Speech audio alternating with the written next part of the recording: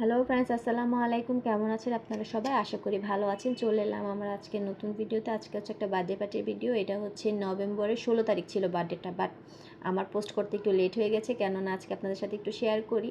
আর birthday ছিল আছে আমার রাফসা মনির। রাফসা হচ্ছে আমার ভাগ্নি। তো ওর বার্থডেটা আমরা ঘরোয়াতে খুব সিম্পলভাবে আয়োজন করেছি, বেশি কোনো ঝামেলা করিনি। আর এখানে তো আমার আছেই দুই ছেলে, ওরা খুব এক্সাইটেড। ছোটো ছেলে বেশি এক্সাইটেড, যারা ওরা কেক মাথায় দিয়ে বসে আছে, মনে হচ্ছে তো ওদেরই বার্থডে। তো ছোটোদের খুশি বলেই কথা। আর এখানে আমাকে কেকটা খুলতে দিয়েছে, বললো যে তুমি কেকটা খোলো, খুলে সামনে নিয়ে যাও। তো কেকটা খুলছিলাম, আর দেখে তো কেকটা আমার কাছে খুবই ভালো লাগছে, খুবই। কেকটা আমার খুব পছন্দ হয়েছে। আসলে কেক দেখলে ছোটোবেলার কথা মনে পড়ে যায়।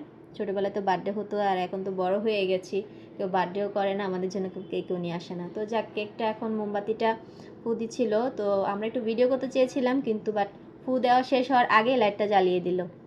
তো যাক, যাই হলো, এখন তো কেকটা কাটতে হবে। তো সবাই বসে আছে খুব এক্সাইটেড, কেকটা কখন কাটবে। আমার ছোটো ছেলে তো খুবই এক্সাইটেড, ও কেক দেখলে ওর মাথা ঠিক থাকে না, ও কেক দেখলে মানে কখন সে কেক কাটবে, মনে হয় যে ওরই বার্থডে।